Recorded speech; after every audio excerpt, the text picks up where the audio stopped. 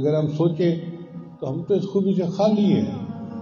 اگر اس خوبی سے خالی ہے تو ہمارے اندر تو انسانیت نام کی چیز ہی نہیں ہے. وہ ہم نے شکلیں مومنوں والی بنائی ہوئی ہیں، چہرے پہ داڑھی سجائی ہوئی ہے، مگر ہمارے اندر تو انسانیت نام کی چیز ہی نہیں. اگر دوسرے کا غم ہمارے اندر نہیں، ہمیں اس غم کو محسوس کرنا چاہیے. اس لیے اللہ تعالیٰ نے قرآن مجید میں فرمایا کہ جو طبیب کسی بیمار کا علاج کرتا ہے، وَمَنْ أَحْيَاهَا فَكَأَنَّمَا أَحْيَا النَّاسَ جَمِيعًا، جس نے اس کو زندہ کیا اس نے تمام انسانوں کو زندہ کیا. تمام انسانوں کو زندہ کرنے کا کیا مطلب؟ اس نے انسانیت کو زندہ کیا. انسانیت یہی ہے، دوسرے کی تکلیف کو محسوس کرنا اور اس کے کام آنا. اللہ تعالی ہمیں بھی یہ صفت عطا فرمائے کہ ہم اپنی زندگی میں دوسروں کی تکلیف کو محسوس کرنے والے بن جائیں، ان کی حاجت براری کریں، ان کے ساتھ رہیں اور ان کے دل کو خوش رکھیں.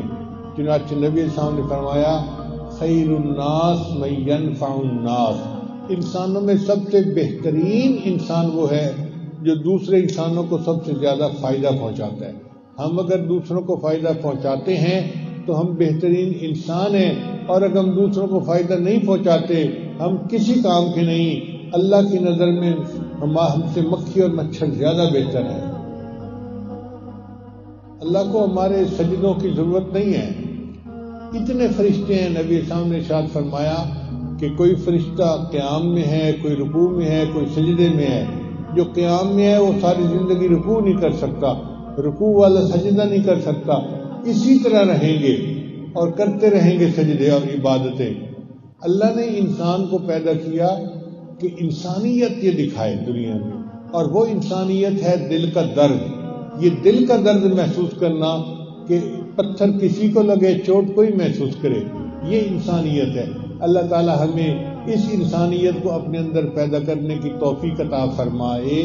اور جو بڑا آج کل تو رشوت کے مال سے حج عمرہ کر لیتے ہیں اور سمجھتے ہیں کہ ہم تو جنتی ہیں، اور ان کو احساس تک نہیں ہوتا کہ ہم نے کتنوں کو پریشان کیا یا کتنوں کو دکھ دیا، کتنوں کو تکلیف پہنچائی. اس بات کا احساس نہیں ہوتا. ایسے حج عمروں کا اللہ کو کوئی فائدہ نہیں. اللہ ایسے حج عمرے کو قبول نہیں کرے گا. بلکہ کتابوں میں لکھا ہے کہ ایک بزرگ تھے، ان کے دل میں بڑی چاہت تھی کہ میں حج کروں. بڑی چاہت تھی، تڑپتے تھے حج کرنے کے لیے. ایک مرتبہ کچھ وسائل تو ان کے پاس تھے، وہ حج کے لیے نکل پڑے.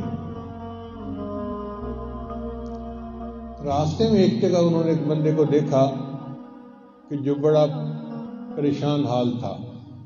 انہوں نے اس سے پوچھا کہ بھئی تیرا کیا موقع؟ اس نے کہا جی کہ میں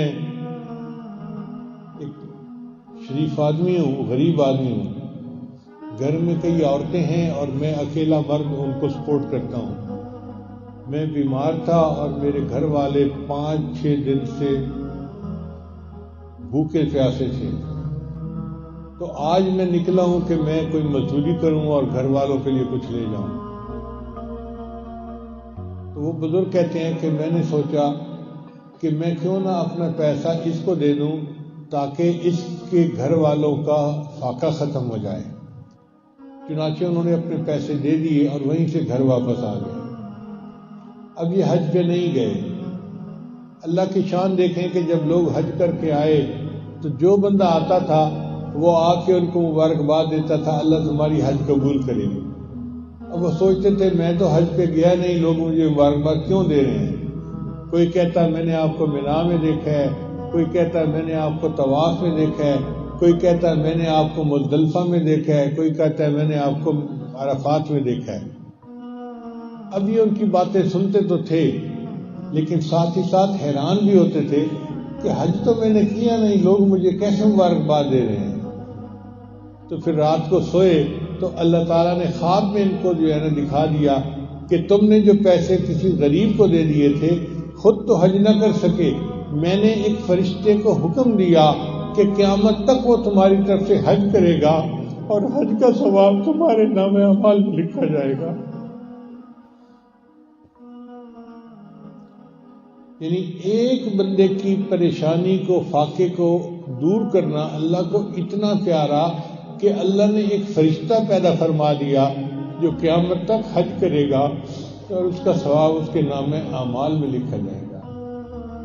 تو اس لیے نبی اسلام نے ارشاد فرمایا خیر الناس من ينفع الناس، انسانوں میں سب سے بہتر انسان وہ ہے جو سب سے زیادہ دوسروں کو فائدہ پہنچاتا ہے۔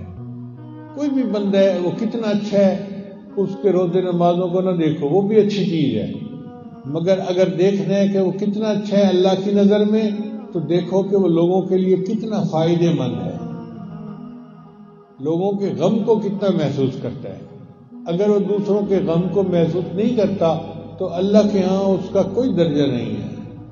اللہ تعالی ہمیں پریشانیوں سے محفوظ فرمائے اور دوسروں کے غم کو محسوس کرنے کی توفیق عطا فرمائے۔ یہ بے حسی جو ہے یہ بہت بڑا گناہ ہے۔